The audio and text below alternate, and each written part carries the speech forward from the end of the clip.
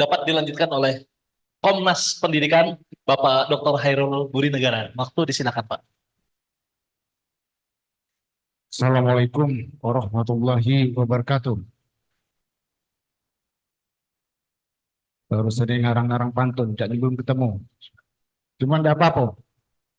Pagi-pagi di SMK 2, tujuannya memelok seminar dan webinar. Untuk marilah kita semua bersama-sama mewujudkan PPDB dengan benar. Belum ya? Sekolah lagi. Sampai di acara seminar, duduk di depan. Di sebelah aku ada Pak Supatmi Kohar. Marilah kita tingkatkan mutu pendidikan dengan semangat merdeka belajar. Udah, jadilah dulu. Kaki ada lagi. Assalamualaikum warahmatullahi wabarakatuh. Yang saya hormati Bapak Perwakilan dari Kementerian Pendidikan dan Kebudayaan, Bapak Kepala Dinas Pendidikan Provinsi, Bapak Ketua PGRI Sumatera Selatan, wakilan dari DPRD Sumatera Selatan, Bapak Dewan Pendidikan, perwakilan LSM, Ketua LSM.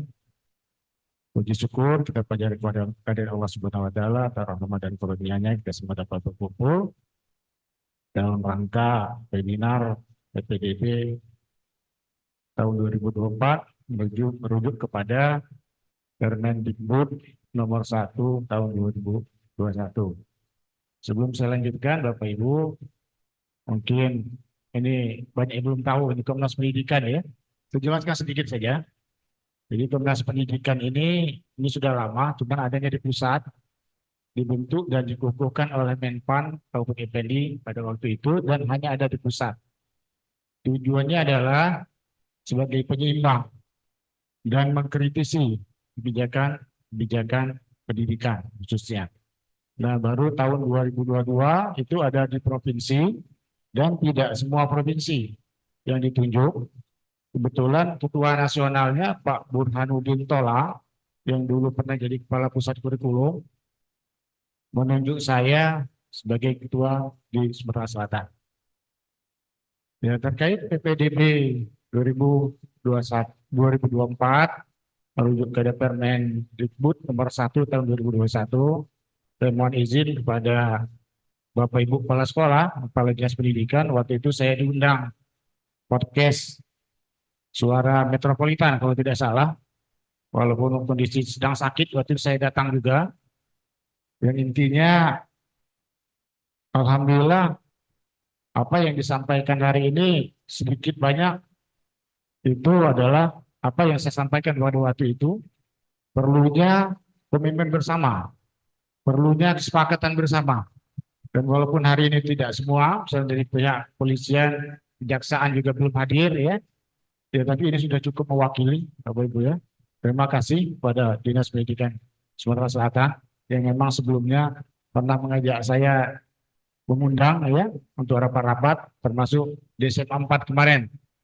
Terima kasih atas undangannya.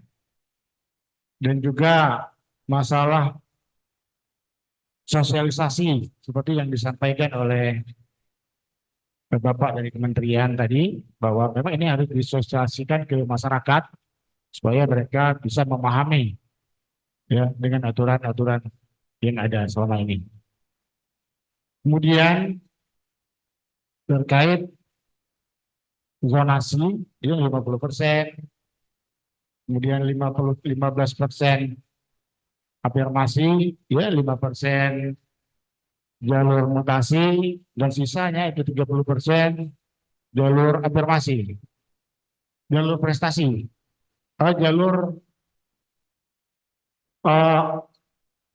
prestasi ya, dan 30% sisanya Pak ya. Nah, mungkin dalam pelaksanaannya nanti itu ada yang tidak mungkin pas itu Pak, Bapak Ibu ya. Mungkin itu perlu dibuat aturan turunan setelah itu. Misal seperti ini. Pada satu sekolah A ini angka minimal zonasinya kurang dari 50%. Bisa saja terjadi itu ya. Kemudian untuk afirmasinya juga kurang, atau bahkan sebaliknya lebih, prestasinya juga seperti itu. Dan tadi saya lihat itu dikumpulkan di akhir, dimasukkan jalur prestasi semua.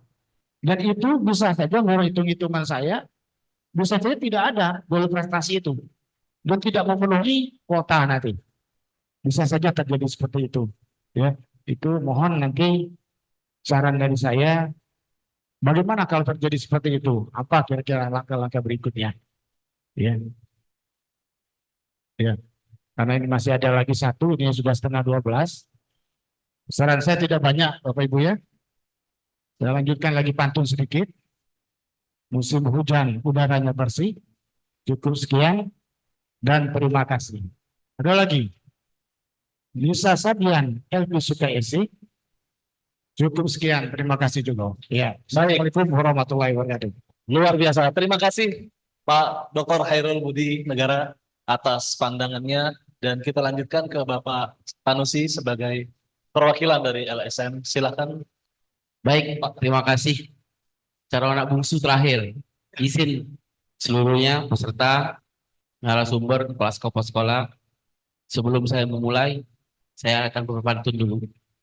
Sungguh megah jembatan Ampera, jembatan kebangsaan Wong Palembang. Peserta BPDP memang luar biasa, narasumbernya semangat, bukan kepala. Jadi maksud aku, narasumbernya itu kan sudah luar biasa kalau. Arti tidak perlu lagi kepapar gitu. Jadi tidak perlu lagi, tadi sudah dijelaskan secara masif. Saya pikir poinnya bahwa PPDP tahun 2024 ini harus dilaksanakan dengan baik. Karena Permendikbud ini saya sudah baca dari beberapa halaman sampai akhir ini cukup bagus, tapi mungkin ada beberapa catatan saja. Saya pikir bahwa itu sangat perlu dan harus dituangkan nantinya. Nanti ada regulasinya mungkin. Tapi perlu diketahui bahwa Sumatera Selatan ini sangat fenomena tentang pendidikan. Maka dari itu, pertama saya harus memberikan dukungan penuh kepada Pak PJ Gubernur Sumatera Selatan. Karena pada tahun inilah baru bisa dilaksanakan PPDP tahun 2024. Karena kemarin betul penetapannya pada tahun 2021 PPDP ini sudah dilaksanakan di beberapa provinsi, yaitu terutama Provinsi Jawa Timur, Jogja, dan daerah lainnya, tapi Sumatera Selatan terhambat. Kurang lebihnya seperti itu. Maka dari itu, hari ini saya bukan mewakili sebenarnya, saya sebetulnya Ketua Remu Aktivis Sumatera Selatan, dan saya juga kebetulan mahasiswa. Jadi saya sebetulnya Ketua Komunitas Mahasiswa Indonesia Bersatu. Saya kuliah S3, kuliah S2 Magister Hukum, kuliah Magister Komunikasi, dan kuliah S1 Psikolog. Jadi 4 kuliah hari ini saya harus jalankan. Artinya dengan momen ini saya sebagai Ketua Komunitas sangat mendukung program yang dilakukan oleh pemerintah Provinsi Sumatera Selatan dengan Dinas Pendidikan Provinsi Sumatera Selatan dan beberapa kepala sekolah. Saya harus menyampaikan kepala sekolah ini adalah kebanyakan keluarga galau. SMA 6 Mamang aku, kepala sekolah SMA 10 keluarga, SMK 4 Mamang juga, Yunda aku SMA 17, SMA 18, hampir rata-rata keluarga galau. Mereka masih berkomunikasi dengan baik, artinya selalu berkomunikasi tentang masalah pendidikan. Dalam hal ini saya mewakilkan kawan-kawan koalisi LSM, Ormas yang ada di Sumatera Selatan, insya Allah akan mendukung penuh program PPDP tahun 2024 di Provinsi Sumatera Selatan. Itu poinnya sebenarnya. Bukan mendukung saja, mungkin ada regulasi, saran, dan yang harus saya sampaikan. Terutama saran tentang zonasi tadi. Saya setuju yang disampaikan oleh Kandaku tadi. Saya sudah berlama di Dapil 6, Kertapati dan sekitarnya. Itu memang betul. SMA itu belum ada. Tolong dibangun SMA di situ. Karena kalau narik regulasi zonasi di SMA 19 dengan SMA 9, tariannya panjang. Kalau SMA 19 Jakabaring, kalau SMA 9 Kertapati. Itu satu udah ke sekolah. Padahal jumlah mata pilihnya cukup besar atau jumlah penduduknya cukup besar. Itu kekurangannya artinya. Nah, tolong dipertimbangkan karena di situ banyak yang nak masuk sekolah nyebrang. Apakah regulasi zonasi itu kita tambah atau volume penarikannya kita tambah? Tolong diatur sebagus mungkin. Karena zonasi ini sangat penting. Karena warga di daerah situ pengen masuk ke wilayah misalnya di SMA 10, SMA 8, SMA 1. Itu kan penting bagi kita. Jangan kita kaget disalahkan bahwa kenapa anak kami tidak bisa masuk. Pengennya di Jepang, tapi zonasi kami jauh. Tolong pertimbangan juga. Kira-kira seperti itu. Maka dari itu, hal yang baik ini, pada prinsipnya, ada beberapa juga yang harus kita waspadai. Maka dari itu, kami berharap kepada regulasi dalam hal ini pendidikan, harus dipertimbangkan hal itu. Karena sangat penting di sini.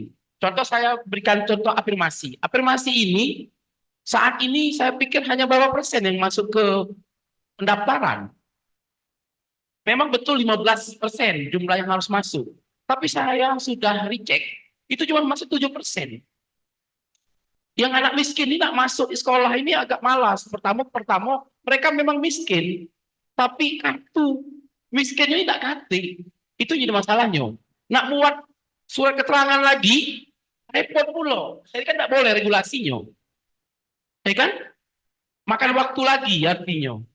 Mohon maaf, aku agak panjang. Oh, sejam lagi, Pak. Ya. Jadi kira-kira itu, maksud aku, kita harus diskusinya memang betul-betul matang dalam hal ini. Saya berharap bahwa afirmasi ini sangat penting bagi warga miskin. Pertanyaan sekarang, berapa persen sih warga miskin yang masuk negeri? Berapa persen sebenarnya? Cuma 3% yang masuk negeri ini. Jadi sisanya kemana maksud aku itu? Ya kan? Nah, ini yang harus kita pertimbangkan juga. Kalau prestasi, mohon maaf, prestasi ini ada ranking. World rankingnya 1 sampai 10. Ada ranking lagi prestasi, ada ranking namanya habis, ada yang namanya prestasi-prestasi lain. 30%. Kalau kita tampung lagi lebih di Kota Palembang ini, siapa yang repot sekarang? Mungkin kepala sekolah yang repot saat ini regulasinya. Mungkin kepala sekolah lagi yang harus mempertimbangkannya. Tapi mau tidak mau, BPDP ini tidak lagi membuat kepala sekolah pening. Selama ini betul yang disampaikan tadi. Ngumpet-ngumpet. Padahal aku di Pona, tangan lebih susah. Kira-kira nomor HP lah, dekat lagi, tidak aktif. Nah, kira-kira itu maksud aku kan. Jadi maksud aku berupaya dengan momentum ini salah satu bentuk luar biasa yang dipimpin oleh Pak Sutoko dengan kawan. Baru hari ini sekolah dan metode diskusi ini dilaksanakan untuk sosialisasi PDDP tahun 2024. Ini sangat penting dan sangat bagus. Artinya ke depan nanti mungkin perlu, karena waktu masih ada, dipersilakan untuk mensosialisasikan. Kalau saya secara otomatis setelah dari sini harus mensosialisasikan kepada kawan-kawan, terutama di grup-grup yang akan saya sampaikan bahwa PDDP tahun 2024 ini kita akan dukung sepenuhnya. Tidak ada kata lain. Ini wajib istilahnya. Kalau wajib itu harus dilaksanakan. Kalau sunnah masih bisa, kira-kira harus kita tentang, kira-kira itu kan. Jadi mudah-mudahan itu yang harus saya sampaikan karena waktu, makan siang pula kan kira-kira. Jadi mungkin itu saja yang bisa saya sampaikan dan saya mohon maaf apabila ada kata-kata yang salah. Wassalamualaikum warahmatullahi wabarakatuh. Waalaikumsalam warahmatullahi wabarakatuh. Baik, Bapak Ibu. Betul. Oh, ada pantun. Oh, itu lagi ya. Begitulah dinamika berbagai pandangan, semua niatnya baik untuk melaksanakan PPDB dengan semangat Permendikbud nomor 1 tahun 2021. Mungkin beberapa pertanyaan izin boleh kita buka 3 pertanyaan atau 2 sesi. Ya, saya persilakan Pak Samsul memandu, Pak. Baik Bapak Ibu, terima kasih atas waktunya. Ini kayaknya seru sekali ya. Waktu sudah 30 menit lagi menjelang pukul 12. Bapak Ibu, setelah kita mendengarkan paparan dari 7 narasumber yang sudah Bapak Ibu dengarkan, kami membuka 3 penanya di sesi pertama ini. 3 dulu Pak. 3 dulu. Tata caranya adalah sebutkan nama, kemudian bila perlu dari SMA atau kabupaten kota. Kami ambil dulu yang sebelah kanan kayaknya Pak. Ini silakan Pak duluan. Yang mau bertanya maju ke depan, sudah kami silakan. Ya, tolong dicatat. Singkat, jelas dan padat saja, Pak. Assalamualaikum warahmatullahi wabarakatuh. Waalaikumsalam warahmatullahi wabarakatuh. Nama saya Leonardo Wijaya Putra, kami dari Praboboli, menuju Praboboli. Yang ingin kami tanyakan yang berkaitan dengan jalur yang paling mendasar, yaitu afirmasi, mutasi, zonasi, dan prestasi. Tadi dikatakan bahwa untuk afirmasi itu paling sedikit 15%. Nah, yang ingin kami tanyakan, paling banyaknya berapa? Jadi bisa dikatakan paling sedikit, terus untuk paling banyaknya berapa? Kemudian mekanisme untuk menambahnya itu dari mana? Karena itu sudah jelas, misalnya di zonasi itu 50%, prestasi itu 30%, dan yang lainnya. Tadi dikatakan bahwa mutasi itu paling sedikit 15%. Di sekolah kami, afirmasi itu justru lebih banyak yang mendaftar. Tidak apa-apa, Bapak Ibu. Itu biarkan dia berbicara dulu. Iya. Afirmasinya itu yang daftar hari ini sudah lebih. Nah, seberapa banyak yang kita bisa tambah dari yang paling sedikit 15% tadi? Dan dari mana jalurnya? Ya, oke. Ya. Kami sudah menangkap pertanyaan Pak. Ya, mudah-mudahan nanti akan dijawab oleh salah satu narasumber yang hadir. Terima kasih, Pak. Ya, terima kasih. Assalamualaikum warahmatullahi wabarakatuh. Waalaikumsalam warahmatullahi wabarakatuh. Kami beralih ke sisi yang di hadapan kami dulu. Ini ada Ibu Binti dari SMA Negeri 19 Palembang. Hafal Pak Ketua PGRI kalau kepala sekolah. Silakan Bu Binti. Assalamualaikum warahmatullahi wabarakatuh. Waalaikumsalam warahmatullahi wabarakatuh. Ya, perkenalkan saya Binti Koniatur Rohmah, Kepala SMA Negeri 19 Palembang. Bahagia sekali hari ini kami bisa hadir di forum ini. Yang kami ingin tanyakan berkaitan dengan afirmasi, ya, jalur afirmasi. Di SMA Negeri 19 sampai hari ini yang sudah terdaftar itu 131. Ya, untuk daya tampung afirmasi 15%, ya, itu berjumlah 65. Yang jadi pertanyaan, dari pendaftar afirmasi itu yang memenuhi syarat sama, tetapi ada yang miskin dan kalau hujan rumahnya kebanjiran tapi kalah oleh jarak, ya, kalah oleh jarak. Jadi mohon solusinya. Terima kasih. Wassalamualaikum warahmatullahi wabarakatuh. Waalaikumsalam warahmatullahi wabarakatuh. Bapak Ibu, kami penanya ketiga, mohon izin mohon ada prerogatif. Kami mengundang peserta Zoom. Salah satu peserta Zoom untuk mengajukan pertanyaan. Apakah sudah ada yang mengajukan? Ya, Ibu atau Bapak ini, Siswati. Tolong dibuka mic-nya. Siswati. Cewek Pak, kali ya Pak. Nah. Ya. Ibu Siswati, dipersilakan. Siswati, apakah hadir?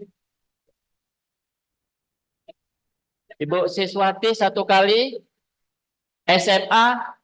Tadi Ibu Siswati nih?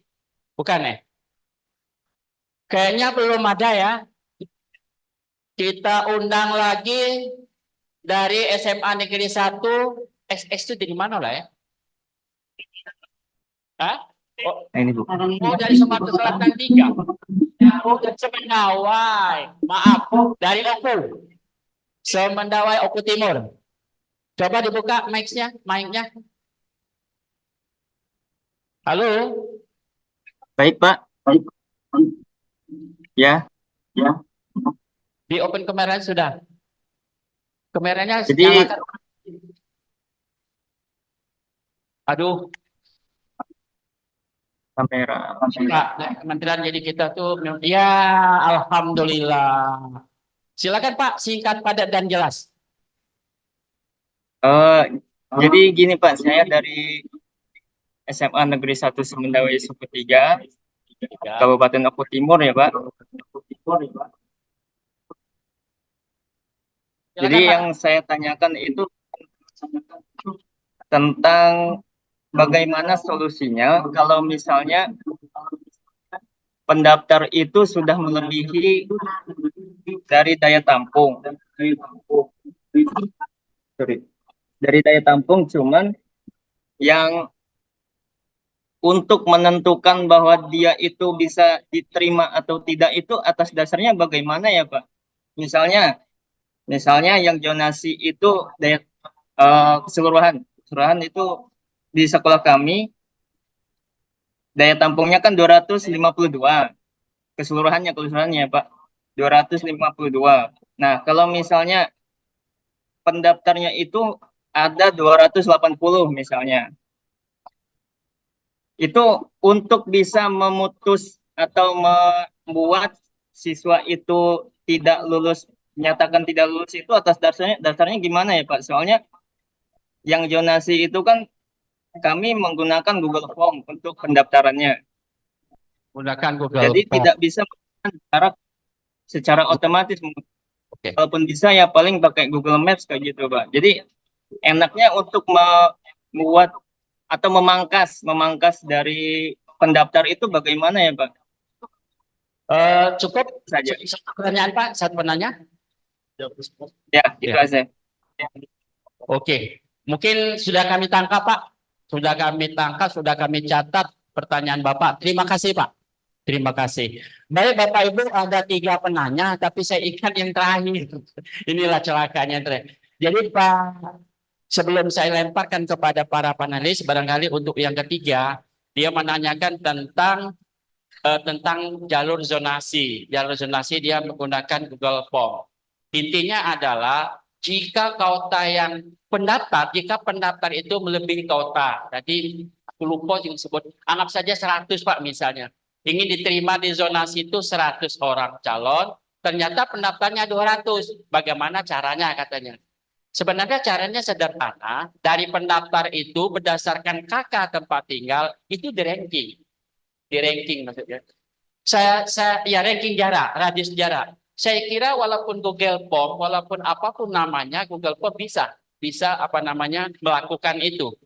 Jadi Pak dari SMA Negeri 1 Semendawe 3 ya, itu tadi Pak ranking dulu berdasarkan jarak, radius, dari radiusnya, radius jarak, lalu potong di 100 orang calon. Jika terdapat calon yang memiliki radius yang sama, maka sesuai dengan aturan kita memperhatikan usia calon yang paling tua, tetapi sebelum berumur 21 tahun per 1 Juli 2024. Itu saja Pak, sederhana. Jadi sederhana sekali cara kita melakukan itu. Mungkin itu jawabannya. Kemudian yang pertanyaan kedua, ketiga, dan keempat, kami persilakan kepada panelis yang sekiranya bisa membantu untuk menjawab pertanyaan dari Pak ini tadi dan Ibu Benti. Kepada para panelis, mungkin Pak Gulito atau Pak Saiful, Pak dari Kementerian, Pak Dwi, kami mohon Pak, dipersilakan Pak, disilakan. Terima kasih Pak. Ya, terima kasih Pak Moderator. Jadi tadi pertanyaan terkait afirmasi ya, Bapak dan Ibu tadi sama ya kurang lebih. Jadi bagaimana cara menambah afirmasi jika siswanya kan ini paling sedikit 15. Andaikan di wilayah Bapak Ibu di sekolah itu ada 126 taruhlah siswa miskin. Tapi ini karena terpantau paling sedikit 15, jika juknis yang dikeluarkan oleh pemerintah daerah memang paling sedikit 15, memang penentuan 15 kan kalau di Permendikbud itu kan paling sedikit Pak. Memang penentuan persen itu kita serahkan ke masing-masing daerah karena daerah yang tahu kebutuhan masing-masing gitu. Jadi berapa persen, tapi yang kami atur adalah paling sedikit. Itu kurang lebih gitu ya Pak. Kalau terkait. Tapi juga afirmasi itu ada ketentuannya Pak. Jadi tidak serta-merta dia keluarga miskin terus ya sudah masuk keluarga miskin, enggak gitu Pak. Jadi ada beberapa, ini kalau saya mungkin bisa sebutkan, yang dimaksud anak keluarga miskin itu dia memiliki PIP, kartu ya, terus PKH ya, terus bukti keikutsertaan keluarga tidak mampu lainnya. Ya. Terus data SKTM, ya. Kartu Indonesia apa ini? KIS dan surat keterangan tidak mampu. Ya. Dan terakhir adalah bagi calon peserta didik penyandang disabilitas. Nah ini kriteria-kriteria ini Pak. Jadi tidak serta-merta masuk di keluarga prasejahtera atau miskin terus bisa kita masukkan. Jadi ada beberapa hal seperti itu. Tapi penentuan persennya kalau di Permendikbud jelas di sana diatur paling sedikit 15%. Nah terkait kebutuhan pembagiannya berapa persen ya kami serahkan ke wilayah masing-masing Pak. Gitu ya Pak. Baik, terima kasih Pak Dwi atas tanggapannya. Mungkin sudah jelas kepada penanya, pertama Ibu Binti, jadi kemudian Pak izin ya. Mau ditambahkan? Ya, Oke, begini, silakan, Pak. Pak Anang. Jadi antara afirmasi zonasi ini bisa nggak dipisahkan? Ya, artinya pisahkan begini. Yang jelas-jelas apa namanya dia keluarga miskin dan masuk zonasi. Ini jangan ngambil yang 15%. Tapi dia ambil yang 50%. Karena posisi dia dekat dengan sekolah. Jadi dia masuk dalam 50%. Walaupun dia keluarga tidak mampu. Tapi dia jangan mengambil jatah 15% untuk di luar zonasi itu. Jadi maksud kami apakah bisa yang 15% ini kita alokasikan di luar zonasi. Orang yang tidak mampu, yang pengen sekolah di sekolah yang tadi kami di daerah Seberang Ilir pengen Seberang Ulu, ya. Jadi pisahkan dulu. Ketika dia sudah, wah ini miskin, tapi dia masuk dalam radius dekat sekolah, masukkan dia dalam zonasi. Jangan masukkan di dalam afirmasi 15% begitu. Nah kalau ini memang diperkenankan, saya kira ini perlu disosialisasikan Pak Anang. Makasih. Oke, terima kasih Pak Saiful. Ada lagi Pak yang mau menanggapi? Pak Jolinto atau dari PGRI? Terima kasih. Silakan, Sedikit Pak. juga, saya rasa sama dengan Pak Saiful ya, karena kita ini udah berkali-kali. Sebetulnya yang zonasi itu bagusnya dipisah. Jadi maksudnya gini, yang daftar zonasi nanti seleksinya zonasi. Di dalam zonasi biasanya ada yang afirmasi, pasti itu. Jadi artinya yang kekurangan tadi itu sudah bisa tertutupi karena sudah ada berkurang di zonasinya. Seleksi lagi, dipilah lagi, akhirnya tertutupi. Saya rasa itu yang sudah kita selalu bangun selama ini seperti itu sehingga tertampung. Ya, yang penting tidak melebihi daya tampung. Nah itu. Yang kedua, ini Pak Direktur, satu pernyataan dari Sanusi dengan Pak dari Dewan Pendidikan itu betul Pak. Saya membangun SMK dan SMA itu dari tahun 2015. 2017 berpisah dengan provinsi, kembali ke provinsi. Sampai hari ini belum ada penambahan sekolah. Itu perlu jadi perhatian Pak. Memang betul pihak pusat tentunya harus memetakan ini, apalagi daerah-daerah tertentu. Tahun 2017 kita berpisah, ini udah berapa tahun belum ada. Hanya stop di waktu itu SMA 22 dan SMK 8, tidak nama-nama lagi. Sedangkan pertambahan penduduk cepat, apalagi daerah-daerah yang peletakan sekolah itu tidak merata Pak. Ada di numpuk di situ banyak sekolah, tapi di sini tidak ada sekolah. Nah, memang ada kendala. Dulu sudah pernah saya mau tambah, tapi masalah lahan itu juga jadi problem sekarang. Jadi lahan-lahan yang sudah bisa. Maka saya rasa kebijakan-kebijakan PPDB juga harus diterapkan di tempat itu. Tahun yang lalu saya masih kepala dinas, SMP 1 itu favorit Pak. Tapi di seberang sungai itu tidak bisa jadi zonasi. Maka saya dengan berani waktu itu di seberang sungai saya masukkan zonasi. Dia harus kita tampung ke SMP 1. Karena dia ke SMP lain itu lebih jauh sebetulnya, hanya dikelang oleh sungai. Nah maka saya rasa juga ada hal-hal yang menjadi kebijakan dinas pendidikan untuk memantau itu. Sehingga tertampunglah anak-anak yang ingin bersekolah. Saya rasa itu saja, tapi mohon dipertimbangkan mau penambahan sekolah kita dari tahun 2017 saya berpisah, tetap 22 SMA dan 8 SMK. Ini sangat minim sekali. Terima kasih. Oke, baik. Terima kasih Pak Jolinto. Bapak Ibu yang saya hormati, kita beri aplaus dulu kepada panelis kita yang sudah menjawab dengan luar biasa. Bapak Ibu, kita masih buka satu sesi lagi, ya satu sesi lagi dengan 3 penanya. Oh banyak sekali ini, 1000 yang nunjuk tangan Pak, bingung gitu. Dari 1, 2, 3, 1, 2, ada 4, lanjutlah 4 Pak 4 orang, enggak apa-apa. Yang pertama Ibu, nah, boleh sudah ke depan. Oke, silakan Pak, sebutkan nama dan dari mana. Baik, terima kasih. Assalamualaikum warahmatullahi wabarakatuh. Waalaikumsalam. Nama saya Robinton Robin. dari SMA Negeri 2 Martapura, mewakili Ketua MKKS Teku Timur. Yang pertama kami tanyakan, tadi disampaikan oleh Pak Anang, sudah ada link, sedangkan sekolah masih pakai link sendiri. Artinya belum connect dengan link yang dilaksanakan oleh pemerintah khusus Hasan. Nah, kemudian yang kedua, terjadi penumpukan pendaftaran kelebihan. Di dalam aturan itu disampaikan waktu paparan yang di SMK kemarin, disalurkan. Nah, bagaimana teknik menyalurkan siswa yang kelebihan itu dikaitkan dengan link yang disampaikan tadi oleh Pak Anang.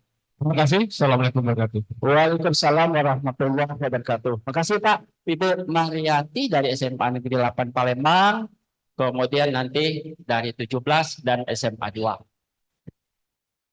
Assalamualaikum warahmatullahi wabarakatuh. Waalaikumsalam warahmatullahi wabarakatuh. Bapak-bapak narasumber yang saya hormati, tapi sayangnya narasumbernya Bapak semua. Kenapa nggak ada ibunya ya? Jadi gendernya tidak terwakili hari ini Bapak Ibu. Saya protes sebagai perempuan. Ada 2 pertanyaan. Yang bertanya kepada Pak Adi dari Kementerian. Tadi disampaikan katanya di Jakarta itu sudah bisa pakai aplikasi 100%. Sebenarnya kita juga bisa Pak. Insya Allah kita ini sudah 85 lah. Cuman yang pakai masih harus manual itu verifikasi. Mungkin Pak Adi bisa menjelaskan kepada kami bagaimana caranya untuk verifikasi ini tidak harus datang ke sekolah. Karena kami masih curiga warga masyarakat ini ketika nanti tidak harus verifikasi ke sekolah untuk data yang diupload kebenarannya kami ragukan. Begitu sehingga menyebabkan harus ada verifikasi yang manual, tidak pakai aplikasi. Jadi mohon penjelasan dari Pak Adi bagaimana caranya supaya yang verifikasi itu tidak perlu datang ke sekolah. Kemudian yang kedua ini kepada Adinda Mas Agus Saiful Batli dari Komisi 5 dan Adinda Sanusi dari perwakilan LSM. Saya banyak sekali dapat WA dan juga datang langsung ke sekolah. Kalimatnya itu selalu begini, baik dari masyarakat maupun dari rekan-rekan LSM. Adinda, Ayunda, Ibunda, semua hitam putihnya itu kan ada di kepala sekolah. Nah setelah ngomong begitu itu saya bingung bagaimana mau menjawabnya. Jadi saya minta kepada Adinda Saiful Fadli untuk memberikan pengertian kepada konstituennya, tolong jangan ajak kepala sekolah masuk penjara. Begitu juga kepada Adinda Sanusi, supaya diberi pengertian kepada rekan-rekan LSM. Tolong jangan ajak kepala sekolah masuk penjara. Ketika kami masuk penjara, kamu bertepuk tangan di luar sana. Mungkin itu saja. Terima kasih. Wassalamualaikum warahmatullahi wabarakatuh. Waalaikumsalam warahmatullahi wabarakatuh. Ibu mungkin dari SMA Negeri 17 Palembang. Disilakan Bu. Yang paling cantik. Ini apa lagi Pak? Ya. Makasih Pak Samsul. Bismillahirrahmanirrahim. Assalamualaikum warahmatullahi wabarakatuh. Waalaikumsalam warahmatullahi wabarakatuh. Nama saya Pungki. Nama panggilannya Pak, tapi nama aslinya panjang banget. Kayaknya susah mau dihafalnya. Jadi saya mau bertanya begini. SMA 17 itu udah terkenal di Sumatera Selatan. Jadi salah satu sekolah yang memang benar-benar bukan benar-benar favorit lah ya di Sumatera Selatan. Jadi mohon maaf nih teman-teman, saya mau mengungkapkan unek-unek nih sebenarnya ya. Jadi banyak sekali program unggulan yang ada di SMA Negeri 17. Jadi kami kembali ke sekolah reguler. Jadi salah satunya kami punya, tadinya kami termasuk salah satu sekolah berasrama. Tetapi sekolah berasramanya hanya 1 tahun. Gitu ya.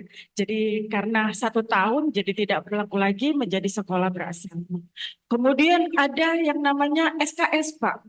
Jadi anak ini satu-satunya di Provinsi Sumatera Selatan yang bisa menyelesaikan program sekolahnya itu hanya 2 tahun karena pelayanannya maksimal untuk anak cerdas berbakat. Nah ini kayaknya untuk setelah kembali menjadi reguler, kayaknya ini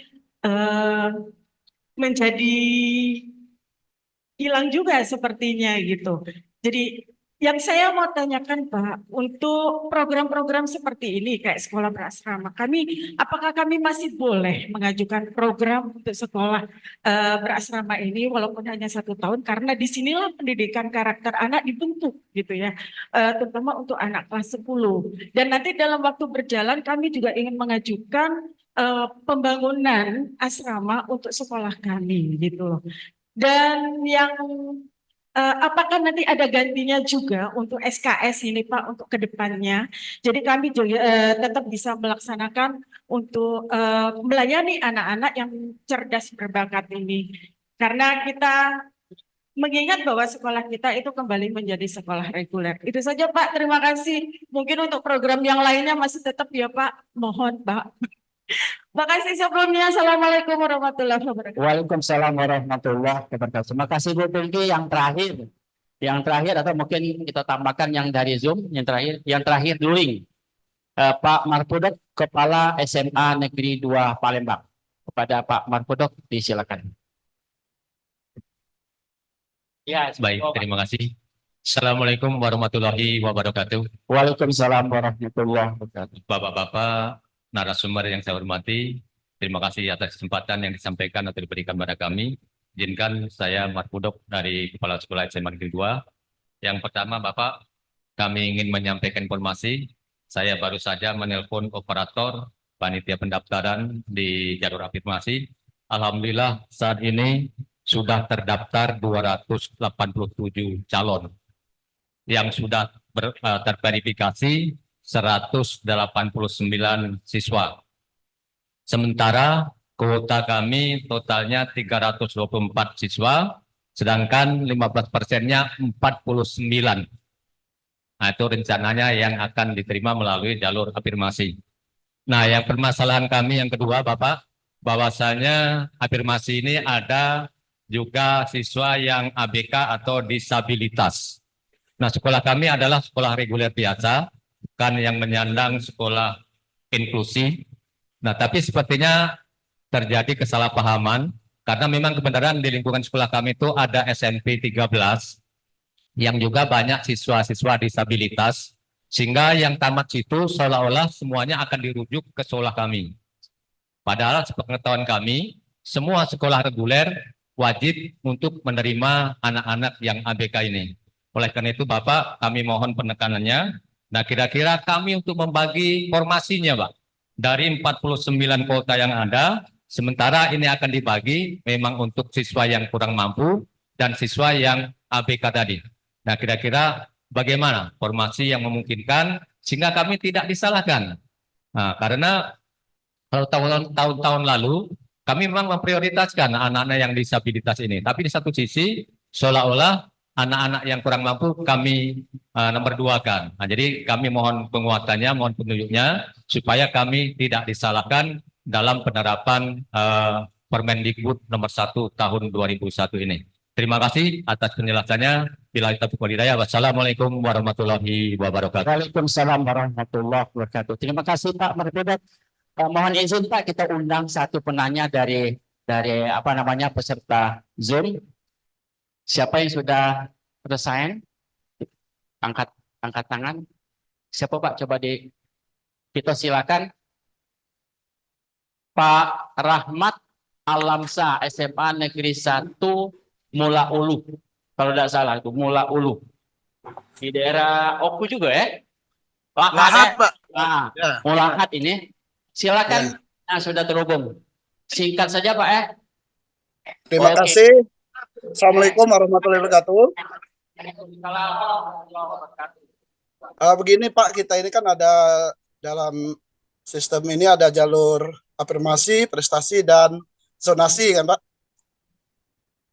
Pertanyaan kami kan Pak, kalau jalur prestasi ini kan siswa itu bisa memilih lebih dari 2 sekolah kan Pak. 2 sekolah istilahnya untuk masukkan jalur prestasi. Pertanyaan kami, bagaimana solusinya? Karena jalur prestasi ini kan ada hitungan nilainya juga kan untuk peringkatnya itu. Bagaimana kalau siswa itu dua sekolah itu dia tidak masuk dalam jalur prestasi itu. Sedangkan kalau sudah daftar prestasi kan dia tidak boleh diafirmasi lagi dan disonasi. Nah, bagaimana solusinya Pak itu Pak? Seandainya siswa ini bisa kemungkinan kan Pak kalau dia umpama mendaftar di SMA 1 Lahat umpama atau ke SMA 2 Lahat. Nah, dua-duanya ini anak ini tidak ini pas pengumuman kan serempak pengumumannya. Itu tidak lulus begitu Pak. Nah, bagaimana solusinya itu Pak? Terima kasih. Baik, terima kasih Pak atas pertanyaannya. Ini kayaknya balik lagi ke tim penyusun ya. Kalau yang terakhir. Baik Bapak Ibu, sebelum kita minta tanggapan dari para panelis, kami ingin menanggapi yang terakhir, Mbak Nizin. Pak Sanang, nanti Pak Anang. Nanti Pak Anang terakhir saja barangkali. Kami silakan Pak untuk menanggapi pertanyaan dari Pak Ibu Mariati, Pak Ibu Pungki, kemudian Pak Morpudok, Pak Robinson. Ada 4 penanya secara luring, 1 penanya secara daring. Kami persilakan, terutama tadi ada yang tertuju ke kementerian tadi kayaknya. Disilakan Pak Dwi. Ya. Saya yang mana tadi ya? Bagian yang pertanyaan Ibu Pungki Pak, ya? dari 17 terutama. Oh, Bu Pungki. Bu Pungki bukannya sudah dijawab Pak Ses ya?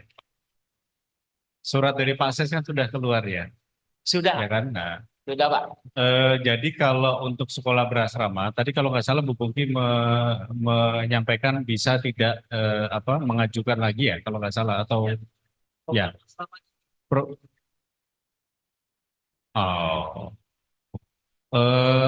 Yang pasti kalau sekolah berasrama itu kan sudah jelas di Permendikbud sudah jelas ya Bu ya. Jadi kalau terkait dengan pertanyaan Ibu, saya di posisi ini kan tidak berani untuk memutuskan ya, karena itu ranahnya adalah pimpinan. Tapi yang pasti kembali lagi kita berpegang pada aturan yang memang sudah jelas ada. Jadi saya tidak berani menafsirkan itu terkait permintaan yang dalam tanda kutip dispensasi seperti tadi yang Ibu disampaikan. Itu mungkin bisa dieskalasi bersurat ke pimpinan sehingga nanti mendapat satu persetujuan. Tapi kembali lagi ya, kalau dari sisi saya tidak berhak untuk mengambil kebijakan. Gitu, Pak. Oke, terima kasih Pak. Ya, benar Pak. Memang kami Provinsi Sumatera Selatan itu sudah mengirimkan surat cinta Pak. Ya, tapi jawabannya ya kami tak kecewa juga Pak. Memang begitulah adanya. Kan sudah dijawab ya? Sudah dijawab. Itulah jawabannya. Ya, mungkin cukup Bu. Verifikasi. Nah, ini tadi pertanyaan dari SMA 8 Pak, dari Ibu Mariati. Tadi Provinsi DKI itu melakukan verifikasi secara online dan kami kebetulan masih manual. Nah, itu bagaimana Pak caranya?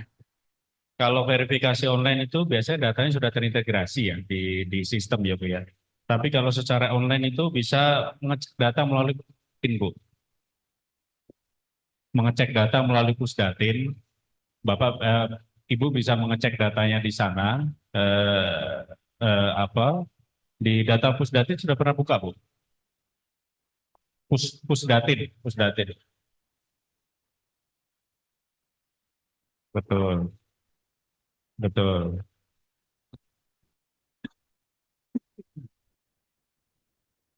Ya betul. Memang ada beberapa hal yang kayak KK itu ya Bu ya, untuk ngecek memang yang tadi saya sampaikan perlu kiranya kita bekerja sama dengan Disduk Capil Bu. gitu. Jadi apakah benar kita ingin memastikan ya, kalau di Permendikbud kan jelas bahwa anak itu ngikut di KK yang nitip ya, taruhlah seperti itu apakah memang dia sudah rentang setahun dia masuk di KK tersebut. Jadi itu memang perlu kita verifikasi ke Pusdatin. Makanya kita mendorong juga dinas atau pemerintah daerah untuk saling berkolaborasi dalam rangka untuk memverifikasi data-data tersebut. Gitu. Baik, terima kasih. Mungkin ada ditambahkan oleh panelis yang lain dari Pak Bulinto. Silakan Pak. Saya hanya menanggapi dari SMA 2 tentang sekolah inklusi. Jadi gini Pak Dir sama Pak Ombudsman, ini yang perlu, ini serius kayaknya yang inklusi. Sekolah inklusi kita ini berkelanjutan Pak. SD-nya SD 30. SD 30 ini ada 160-an anak-anak berkebutuhan khusus. Boleh katakan cacat, ada bisu, ada mata dan macam-macam. Tuli dan sebagainya. Lalu berkelanjutannya ke SMP 13. Itu Pak. Tapi yang sekolah inklusi sudah diakui secara nasional itu SD 30. Ini sudah luar biasa bagusnya, mulai dari kepala sekolah sampai pengajarnya sudah mampu beradaptasi di anak-anak itu bersekolah. Jadi digabung Pak, tidak dipisah-pisah Pak Ombudsman ya, dipisah-pisah ini. Tidak dipisah, tidak digabung jadi psikoida. Dan guru mengajarnya terkadang sampai 2 orang. Karena untuk pelayanan pembelajaran itu masih banyak hambatan. Lalu di SMP 13, karena SMP 13 tidak tersedia guru-guru yang profesional, maka guru SD 30 kita waktu itu saya minta juga ikut mendampingi di 13. Lalu tingkat SMA, saya pernah berhubungan dengan Pak Reza waktu itu. Pak Reza, anak-anak inklusi ini arahkan kembali di tingkat SMA. Nah mungkin itulah SMA Negeri 2. Sekarang ini yang ada sekolah-sekolah yang berkebutuhan. Tadi begitu Pak ya?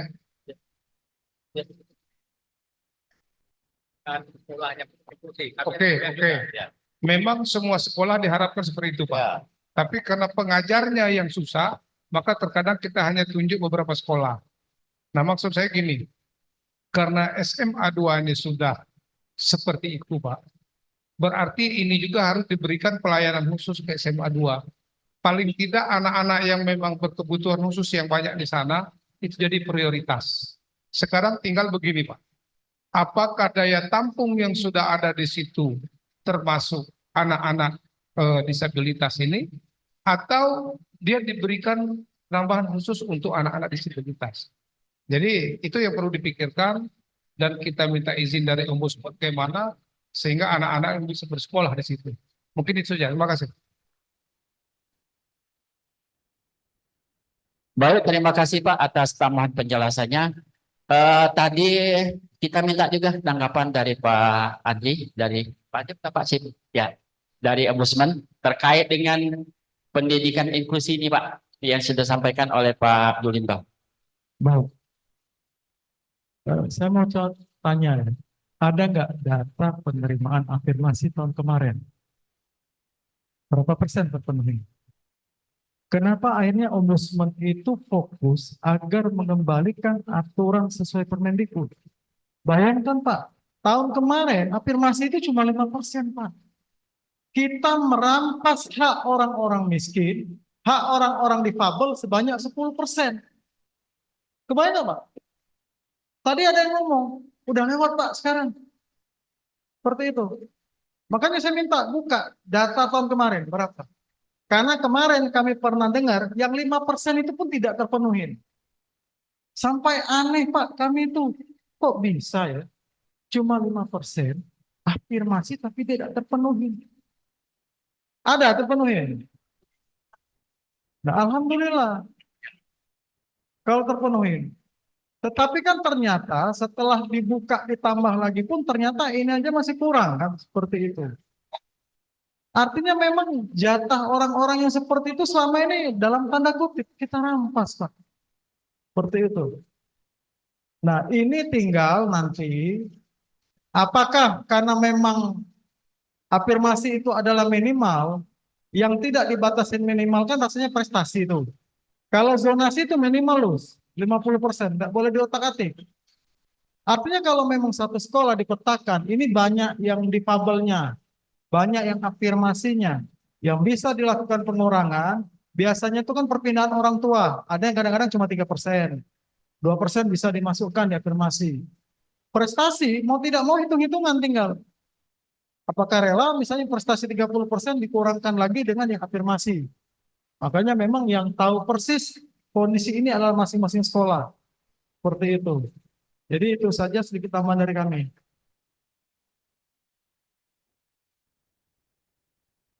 Silakan Pak. Baik. Kalau memang mau ditambah silakan. Tadi ada Pak. yang menanya, Yunda Mariati ya. Ya. Ada yang nanya kita jawab. Pertama, Pergub 13 2021 tentang PPDB ini sampai hari ini belum diganti, Mas Toto. Berproses perubahan. Kita masih pakai Kepgub 234 tahun 2024. Jadi ini masih belum diganti Pergubnya. Artinya dari segi apa namanya berangkat dari situ ya, yang apa namanya yang ke depan memang menjadi PR kita ya.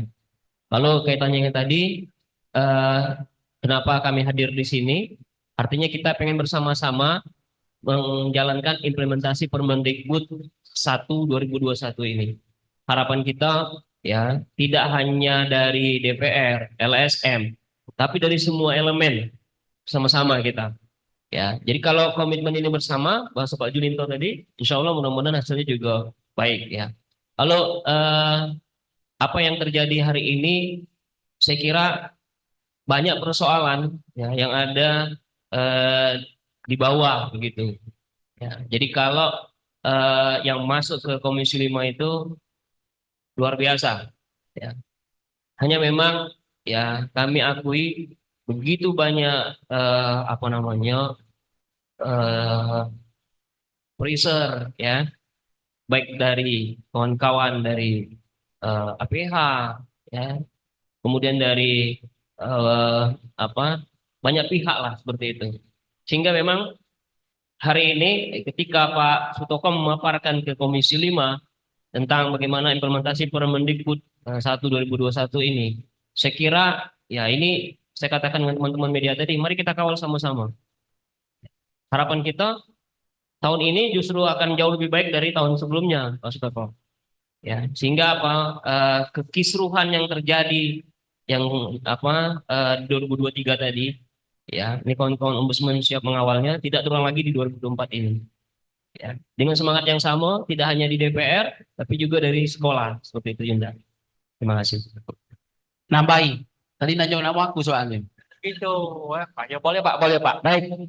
Bu, intinya pertama abaikan. Kakek sakit hati, makan hati, pening kepala.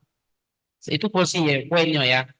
Karena Permendikbud nomor 1 tahun 2024 ini sudah 2021 ini sudah jelas. Jadi regulasi ini tidak kemungkin menyudutkan kawan-kawan kepala sekolah, mamang aku yang ada di sekolah kepala sekolah hari ini. Itu poinnya.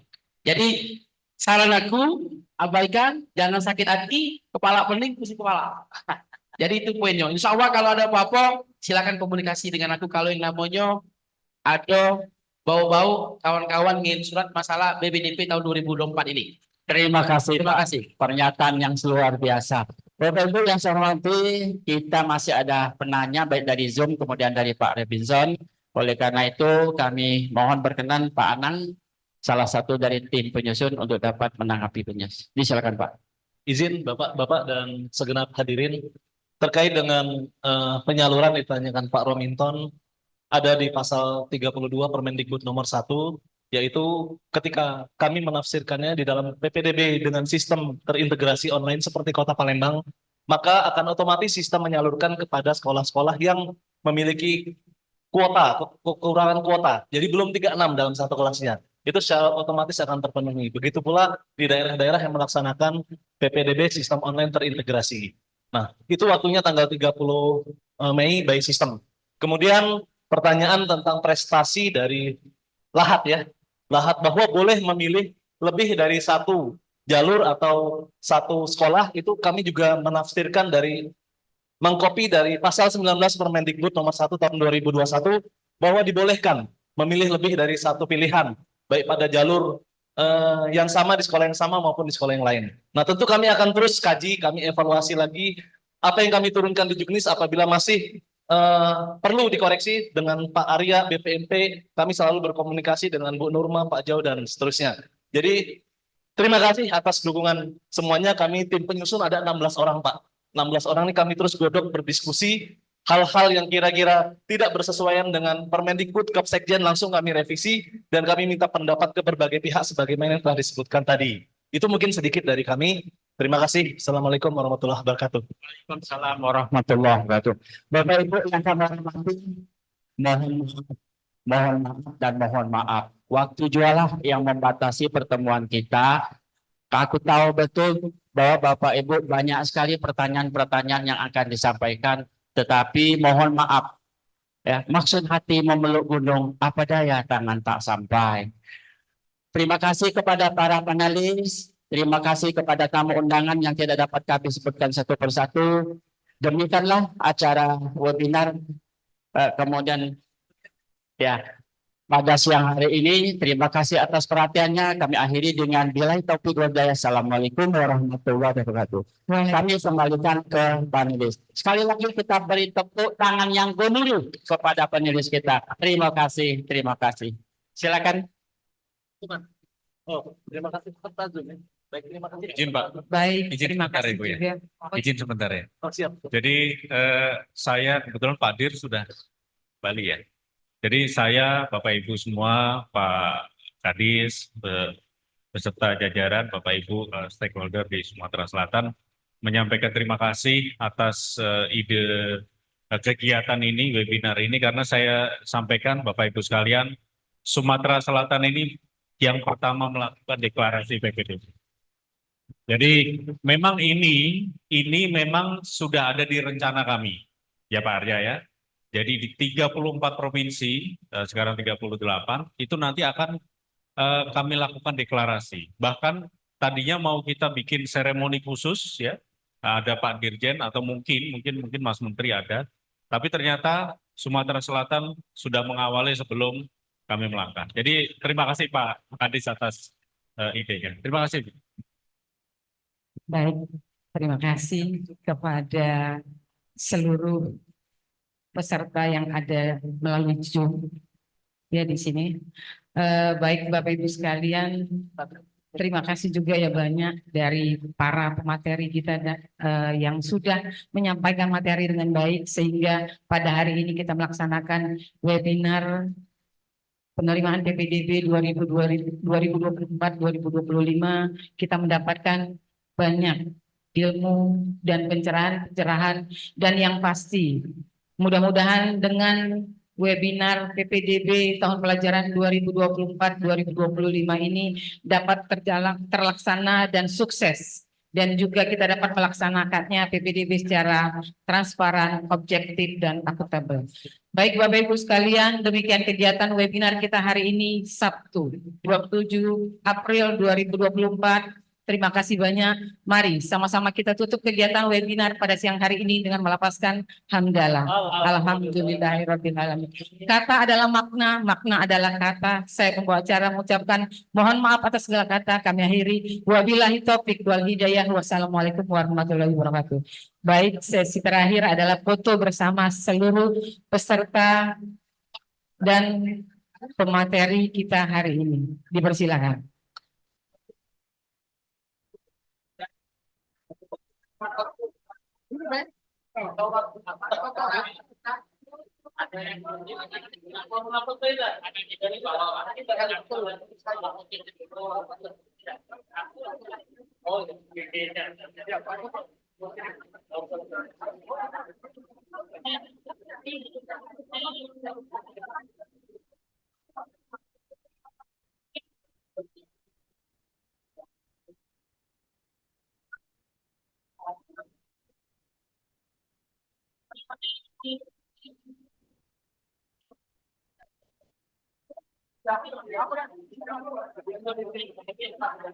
Baik, selanjutnya foto narasumber kepala dinas dan seluruh peserta yang hadir melalui tatap muka siang hari ini. Oke, semangat angkat tangan untuk kita melaksanakan PPDB 2024-2025.